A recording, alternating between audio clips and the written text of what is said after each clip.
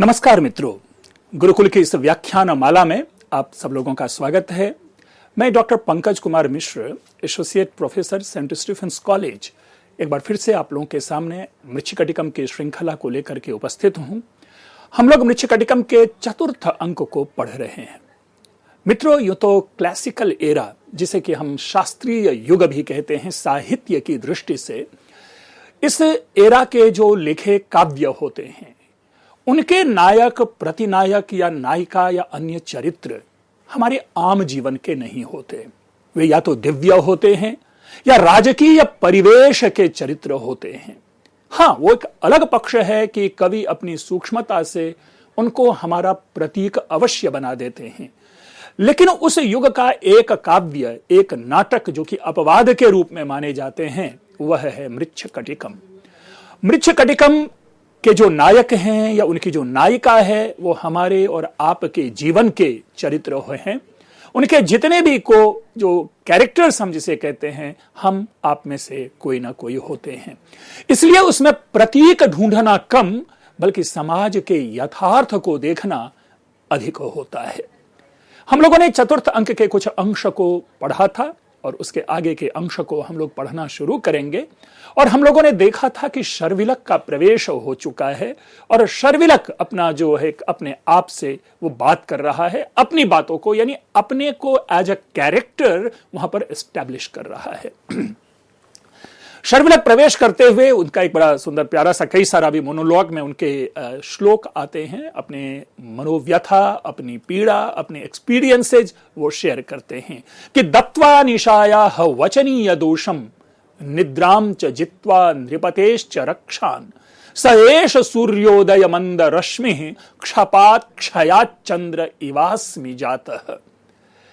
अगर हम इस श्लोक को लें तो श्लोक का इस तरह से निहितार्थ निकल कर आता है कि निशायाः निद्राम वचनीय दोषम दत्वा, अर्थात रात में जो प्राप्त होने वाली निद्रा है, उसे निद्रा की निंदा करके अब रात में आने वाली नींद की निंदा करना, अर्थात नींद का परित्याग करके, दूसरे शब्दों में पूरी रात जग करके। फिर है जित्वा नृपतेश्च रक्षान, नृपतेः रक्षान जित्वा, अर्थात राजा के जो रक्षी होते हैं, राजा के जो रक्षक वर्ग हैं, जो हम आज की डेट में जिसे कहते हैं कि नाइट ड्यूटी देने वाले जो सिक्योरिटी गार्ड्स होते हैं, ऐसे राजा के सारे रक्षियों को जीत करके सएष सूर्योदय मंद रश्मि क्षपात क्षयात च चंद्र इवास्मि जाता। क्षपात क्षयात यानी क्षप और अक्षय, क्षप यानी रात्रि, रात्रि के क्षय हो जाने के कारण, क्षपा यानी रात्रि और क्षयात रात्रि के क्षय हो जाने के कारण, अर्थात रात के बीत जाने पर जिस प्रकार चंद्रमा की स्थिति होती है। अब चंद्रमा की स्थिति कैसी होती है तो सूर्योदय मंद रश्मि ही, सूर्योदय होने के कारण क्षीण किरण वाले, क्षीण प्रकाश वाली स्थिति हो जाती है चंद्रमा की, अर्थात चंद्रमा की जो अपनी ज्योत्सना है वो पूरी तरह से विलीन हो जाती है। तो इस प्रकार रात्रि के समाप्त होने के बाद जैसी स्थिति सूर्योदय के कारण चंद्रमा की होती है, उसी प्रकार मुझ शर्विलक की स्थिति है। क्यों? क्योंकि देखिए, जो शर्विलक बाय प्रोफेशन जिस तरह से हमारे सामने उसको प्रेजेंट किया गया है, वह एक चोर है। ब्राह्मण होने के बाद भी वो चोरी का कार्य करता है, और चोरों का दिन जो है वो तो रात है। चोरों का दिन नहीं होता, बल्कि चोरों का जो सबसे जो प्रमुख जो समय है वो रात्रि का ही है। तो सूर्य उग जाने के बाद जिस प्रकार चंद्रमा की किरणें जो है क्षीण पड़ जाती है, उसी प्रकार मानो मुझ शर्विलक की भी जो ऊर्जा है, जो क्षमता है, जो सामर्थ्य है, जो योग्यता है, जो व्यवसाय है, जो व्यापार है, जो कर्म है, वे सारे के सारे क्षीण पड़ गए हैं। तो इस प्रकार से शर्विलक अपनी जो है, अब वहां स्थिति क्या है, शर्विलक आया है अपनी प्रेमिका मदनिका से मिलने के लिए और मदनिका को वसंत सेना से छुड़ाने के लिए, अपने पास ले जाने के लिए, उनको वधू पद देने के लिए। अपिच और भी उसके बाद देखिए क्या है, ये भी कहता है मित्रों, एक समाज है जिस समाज में हर वर्ग का अपना शिष्टाचार है, अपना अनुशासन है, अर्थात अगर चोर चोरी करेगा तो उसमें भी एक मानवीय भावना पलती है, और ऐसी चीजों को अब देखिए किस तरह से वो आगे अभिव्यक्त करेंगे। स यह कश्चित त्वरित गतिर निरीक्षते माम, स यह कश्चित त्वरित गति माम निरीक्षते। अब अगर वही कोई जो है त्वरित गति, शीघ्र तेज रफ्तार से माम निरीक्षते, अगर कोई व्यक्ति मेरा निरीक्षण करता है, मुझे देखने की कोशिश करता है, तो संभ्रांतम द्रुतम उपसर्पति स्थितम वा, और क्या अथवा कोई भय के कारण संभ्रांतम स्थितम, भय के कारण चुपचाप, द्रुतम उपसर्पति वा, कोई अगर समीप आ जाता है तो मैं चुपचाप क्या है कि जड़वत खड़ा हो जाता हूं, अर्थात मैं किसी भी तरह का जो अपने अंतर्गत जो चलने वाली भावना है उस भावना को अभिव्यक्त होने नहीं देता हूं। तम सर्वम तुलयति दूषितः अंतरात्मा, जो दूषित अंतरात्मा वाले हैं, अर्थात जिसके मन में शंका है, जिसके मन में भय है, जिसको अपने वृत्ति को लेकर के ऐसा है कि मैं तो चोरी का कार्य करता हूं, पता नहीं पकड़ने के बाद मेरी क्या दशा करेंगे। तम सर्वम तुलयति दूषितः अंतरात्मा, जो दूषित अंतरात्मा वाले हैं, भय वाले हैं, शंका करने वाले जो व्यक्ति हैं, सब चीजों की तुलना करता है। स्वैर दोषैर भवति, स्वैर दोषैर भवति ही शंकितो मनुष्य, जो मनुष्य होता है वे अपने दोषों से शंकित होता है, अपने दोषों से ही भय को प्राप्त करता है। दूसरे शब्दों में मित्रों, मनुष्य का स्वयं का जो स्वभाव है, अर्थात अगर मैं अच्छा हूं तो मेरे में आत्मविश्वास होगा, अगर मेरे में किसी प्रकार का भय है तो मेरे में क्या है, शंका होगी, और सामने जो दिखने वाले और देखने वाले जो मनुष्य हैं उनको देख करके भय होता है। तो बड़ी सुंदर पंक्ति यहां पे जो शूद्रक ने, मृच्छकटिकमकार ने है जो यहां पे प्रस्तुत की है कि मनुष्य अपने ही दोषों से भय को प्राप्त होता है। मया खलु मदनिकायाः कृते साहसमनुष्ठितम। अब यहां पर दो शब्द है, एक शब्द है साहसम। हम सबसे पहले वाक्य को समझें कि मया खलु अर्थात मेरे द्वारा, यानी मुझे शर्विलक के द्वारा, मैंने मदनिकायाः कृते, मदनिका के लिए अर्थात अपनी प्रेमिका के लिए, साहसम अनुष्ठितम। साहसम यूं तो आम भाषा में, आज की भाषा में, आधुनिक संस्कृत में साहस का अर्थ होता है किसी भी कार्य के लिए किया जाने वाला शक्ति के अतिरिक्त जो आत्मविश्वास है वह साहस है। अर्थात आप एक ऐसा कार्य जो सामान्य व्यक्ति के द्वारा नहीं किया जाना चाहिए या संभव नहीं होता है, उसमें किया जाने वाला कार्य। लेकिन यहां पर साहस शब्द का जो अर्थ है वह चोरी है, चौर्य कार्य है। अर्थात कि मैंने मदनिका के लिए, अपनी प्रेमिका के लिए मैंने चोरी की। अब चोरी की कैसे की, तो मैंने अभी आपके सामने कहा था कि किस प्रकार अंतर्भावना, जो शिष्टाचार की बात हमने की है कि हर व्यवसाय के लोगों का अपना एक शिष्टाचार होता है, चोरों का भी शिष्टाचार है। हम लोग सभी जानते हैं कि चोरों के भी देवता हैं, चोरों के भी आचार्य हैं, और उन्हें उस देवता को प्रणाम करने के अनंतर ही चोर चोरी का कार्य प्रारंभ करते थे। और सूचना भी दी थी कि कार्तिकेय चोरों के देवता माने जाते हैं। अस्तु यहां देखते हैं कि किस प्रकार यह चोर जो है अपने शिष्टाचार की बात करता है।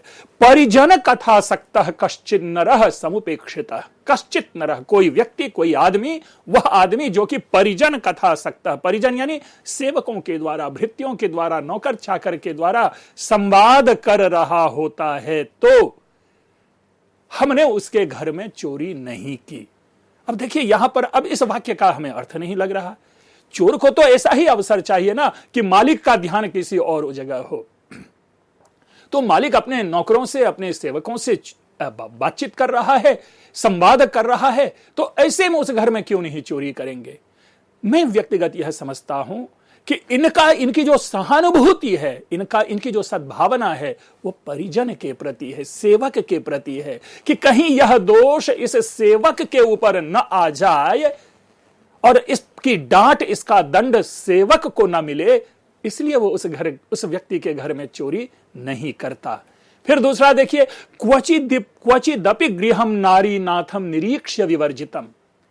मित्रों, आज ही नहीं, प्राचीन काल में भी, प्राचीन समाज में भी कई कई घर ऐसे होते थे जो पति विहीन, पुरुष विहीन होते थे।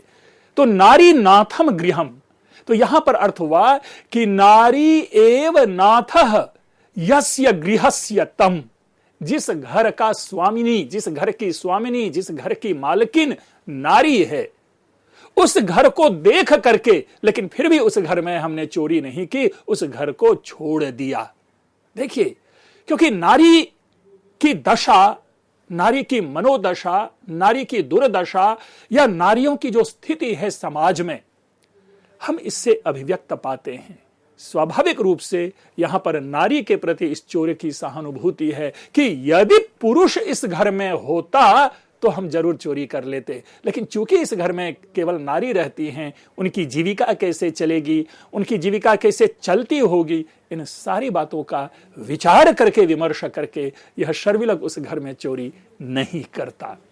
नरपति बले पार्श्वायाते स्थितम गृह दारुबद, और नरपति बल, बल यानी सेना, अर्थात नरपति के जो सुरक्षा कर्मी यानी राजा के सुरक्षा कर्मी पार्श्वायाते, नजदीक आ जाने पर, अगर पास आ जाता था तो मैं वहीं पर गृह दारुवद स्थितम, मैं घर की लकड़ी की तरह, घर के खंभे की तरह मैं वहां पर खड़ा हो जाता था, सांस रोक करके। अगर थिएटर की लैंग्वेज में कहें, अगर रंगमंचीय भाषा में अगर इसको प्रस्तुत करें तो एकदम फ्रोजन वे जो होता है ना, कि आदमी जो फ्रीज हो जाता है किसी क्रम में स्टेज पे, जब अन्य दो व्यक्ति बात कर रहे होते हैं, तीसरा व्यक्ति अगर उसमें बात नहीं करता, इंटरफेयर नहीं करना है या उससे संबद्ध नहीं है, तो तीसरा व्यक्ति फ्रिज होकर के खड़ा होता है। तो मानो यहां पर वह भी एक प्रकार से निर्देश है कि अभिनय की दृष्टि से यह व्यक्ति चुपचाप जो है सांस रोक करके खंभे की तरह खड़ा हो जाता है। अर्थात शर्विलक ये बता रहा है अपनी दशा, अपनी चिंता। व्यवसित शतैः एवं प्रायैः निशा दिवसी कृता, और मेरे जैसा चोर यानी मैंने इस प्रकार के सैकड़ों उपायों के द्वारा हमने रात को दिन बना दिया। मित्रों, अभी इससे पूर्व हमने चर्चा की इसी क्रम में कि चोरों के लिए रात ही दिन होता है, और यहां पर यही बातें कह रहा है शर्विलक कि मैंने अपनी इस रात को दिन बना दिया था इस प्रकार के कार्यों को करते हुए। अर्थात इस प्रकार हमारी चोर की वृत्ति है कि हम अपने चोरी के कार्य में भी हमने सहानुभूति बरती है। हमें भी यह मालूम है कि कहां चोरी करनी चाहिए, कहां चोरी नहीं करनी चाहिए। इति परिक्रामति, और इस प्रकार वह घूमता है। मित्रों, मंच पर मदनिका है, चेटी है, वसंत सेना है। मदनिका और वसंत सेना का संवाद चल रहा है, उसी बीच में शर्विलक प्रवेश करता है। शर्विलक एंट्री पॉइंट पे है और इन दोनों ने अभी तक शर्विलक को देखा नहीं है। तो वसंत सेना और मदनिका का जो कन्वर्सेशन है वो कन्वर्सेशन चलता रहेगा। वसंत सेना कहती है चेटी से या मदनिका से कि चेटी, इमं तावत् चित्र फलकम मम शयनीये स्थापयित्वा ताल वृंतम गृहीत्वा लग्वागच्छ। एक छोटा सा वाक्य कितनी बड़ी सूचना है। तावत् चित्र फलकम, एक, शयनीय स्थापयित्वा, दो, और ताल वृंतम गृहीत्वा। मैं केवल अनुवाद की बात नहीं कर रहा, मैं एक समग्रता की बात कर रहा हूं कि वसंत सेना इससे पूर्व चारुदत्त यानी अपने प्रेमी का जो चित्र है वह देख रही होती है, और उसी पे कन्वर्सेशन चल रहा था मदनिका से कि देख मदनिका, ये चारुदत्त ही है ना। तो कहता है तावत् चित्र फलकम, तो मतलब क्या हुआ कि at that time, in that era, the drawing और पेंटिंग वॉज इन यूज। लोग अच्छी तरह से चित्र को अपने फलक पर, अपने कैनवास पे, अपने पटल पर उतारते थे। तो समाज में जो एक हम कला है, कला की दृष्टि से हम ऋषिकटिकम कालीन में देख पा रहे हैं। फिर कहता है मम शयनीय स्थापयित्वा। दो अर्थ है, शयनीय का अर्थ है शयन गृह और शयनीय का अर्थ है जिस पर हम सोते हैं यानी बेड, अर्थात शैया। तो अब यहां पर हम अपनी दृष्टि से अर्थ ग्रहण करेंगे। नाटककार ने किसी भी प्रकार से यह नहीं कहा कि शयनीय का मतलब दीवार पे जाके टांगना है, उस घर में रखना है या बेड पे रखना है, लेकिन प्रेमिकाएं सामान्यतया अपने प्रेमियों के जो फोटो होते हैं वो तकिए के नीचे रखते हैं। अर्थात यहां पर हम अर्थ लेंगे कि जाके इसे मेरे बेड पे, यानी मेरा जो शयन जो पलंग है, पर्यंक है, उस पे जाकर के इस फोटो को रख देना। तो दो बातें आई, यानी एक प्रेमिका की मनोभावना अभिलक्षित हो रही है यहां पर। और दूसरी सबसे प्रमुख बात है ताल वृंतम गृहीत्वा, अर्थात ताड़ का जो पंखा है, जो पैम उस सबके पुराने जमाने में जो हाथ से चलने वाले पंखे होते थे, उस पंखे को लेकर आकर के शीघ्र आगच्छ, यानी शीघ्र जो है तुम आओ, लघु आगच्छ यानी जल्दी से आओ। अब ताल वृंतम गृहीत्वा से पूरी की पूरी सूचना क्या है? गर्मी का मौसम है, अप्रैल मई का यह महीना होगा, इसलिए क्योंकि तभी तो पंखे की जरूरत है। अगर ताल पंखे नहीं मंगाते तो हम अनुमान करते कि या तो यह बारिश का मौसम होगा या सर्दी का मौसम होगा। तो क्लैरिटी है, क्लियर है कि ताल वृंतम गृहीत्वा। मित्रों, हम लोग सामान्य रूप से वाक्यों का अनुवाद करके चले जाते हैं, निकल जाते हैं, लेकिन हम इस तरह से विमर्श नहीं करते। हमें करना चाहिए, क्योंकि कवि एक एक वाक्य के माध्यम से पूरे समाज, पूरे काल, पूरे पात्र का यहां पर हमारे सामने परिचय प्रस्तुत कर रहा है। अस्तु, मदनिका कहती है रिप्लाई में, यदार्या ज्ञापयति, तो ठीक है वसंत सेना जी, मैडम, मैं आपके अनुसार मैं वो लेकर के आ रही हूं। इति फलकम गृहीत्वा निष्क्रांता, वो चित्रपटल लेकर के वो वहां से निकल जाती है। शर्विलक खड़ा है, एंट्री पॉइंट पे है, और सामान्य है नाटकीय भाषा में हमें एस्टैब्लिश करना होता है अपने संवाद से, इदम वसंत सेनायाः गृहम, ये जो है ये वसंत सेना का घर है। तद्यावत् प्रविशामि, तो चलो हम इस घर में प्रवेश करते हैं। प्रविश्य एंटर करता है। क्वनु मया मदनिका द्रष्टव्या, अब देखिए हर व्यक्ति की वो आया है, पर्पस है अपनी प्रेमिका मदनिका से मिलने के लिए। मदनिका वहां दिखाई नहीं दे रही है क्योंकि मदनिका वहां से चली गई है। तो बेचारा कहता है, अरे मैं यहां तो आ गया, अब मैं कहां मदनिका को ढूंढूं? क्वनु मया मदनिका द्रष्टव्या, कहां मया मेरे द्वारा मदनिका द्रष्टव्या, मदनिका को देखा जाना चाहिए, अर्थात मैं कहां मदनिका को ढूंढूं? अब ये सोच ही रहा है कि उसी समय मदनिका हाथ में वो पंखा लेकर के एंटर करती है। ततः प्रविशति तालवृंत हस्ता मदनिका। शर्विलक देखते ही उसकी नजर जाती है अपनी प्रेमिका के ऊपर में, अरे यह मदनिका, अरे यह मदनिका है। अब वहां पर वो मदनिका का पूरा डिस्क्रिप्शन देगी, कैसे देखने में लग रही है। देखिए मित्रों, प्रेमी की नजरों में प्रेमिका कितनी सुंदरी होती है, वो ना तो कालिदास की शकुंतला होती है, ना ही भास की वासवदत्ता होती है, अब न ही शूद्रक की वसंत सेना होती है, बल्कि हर प्रेमी की नायिका उसकी शकुंतला होती है, उसकी वासवदत्ता होती है, उसकी उर्वशी होती है, या उसकी वसंत सेना होती है, क्योंकि प्रेमिका होती है। तो इसलिए जितने भी सुपरलेटिव्स हैं अब यहां पर शर्विलक वो अपनी मदनिका के लिए, अपनी प्रेमिका के लिए निकालेगा। मदनमपि गुणैर विशेषयन्ति रति रिव मूर्ति मति विभाति ये यम, या यम यानी ये मदनिका है, जो यह मदनिका विभाति दिख रही है। कैसी दिख रही है कि मदनमपि गुणैः विशेषयन्ति, अपने गुणों से कामदेव को भी नीचा करती हुई, रति के समान। कामदेव की पत्नी रति है और वो अत्यंत सुंदरी मानी जाती है। हम आप लोग सभी जानते हैं कि रति शब्द का प्रयोग ही प्रेम के पर्याय के रूप में होता है। तो रतिरिव मूर्तिमती, साक्षात रति के समान ये मदनिका दिख रही है। मम हृदय मनंग अवतप्तम भृशमिव चंदन शीतलम करोति, और क्या है कि मेरे इस हृदय को, किस हृदय को? अनंग तप्तम, अनंग यानी काम के प्रभाव से तप्त जो ये मेरा हृदय है, मानो इस हृदय को यह मदनिका चंदन के समान शीतल कर रही है। मदनिके आवाज देता है पीछे से। अचानक मदनिका देखती है, और जैसे हम लोग आम मुहावरा में कहते हैं, जब कोई चीज अनएक्सपेक्टेड होता है तो हम लोग कहते हैं उदाहरण में कि बबूल के पेड़ के नीचे आम मिलना, जहां संभावना नहीं होती वहां पे सफलता मिल जाना। मदनिका भी एकदम पूरी तरह से अनअवेयर है कि उसको क्या मालूम कि यहां पे शर्विलक जो कि उसका प्रेमी है पहुंच जाएगा। बेचारी बड़ी आश्चर्यचकित होती है और आश्चर्य के साथ कहती, अरे कथम शर्विलक, अरे ये शर्विलक है। शर्विलक स्वागतम ते, अरे शर्विलक, वेलकम, मैं तुम्हारा स्वागत करती हूं। अचानक से तुम, जैसे बात हम शुरू करते हैं, कुत्र तुम यहां कैसे, अचानक तुम यहां पर कैसे, मैं तो सोच भी नहीं सकती थी, मैं तो अपने इन कामों में थी और तुम यहां कैसे पहुंच गए। और ये देखिए, जो मैंने अभी कहा कि जहां संभावना नहीं होती वहां पे सफलता मिलना कितने बड़े आश्चर्य का द्योतक होता है, वो मदनिका के भावों से हम आप बखूबी पढ़ सकते हैं। शर्विलक कहता है कथयिष्यामि, यानी मदनिके, मैं सारी बातें तुमको सुनाऊंगा। इति सानुरागम अन्योन्यम पश्यतः।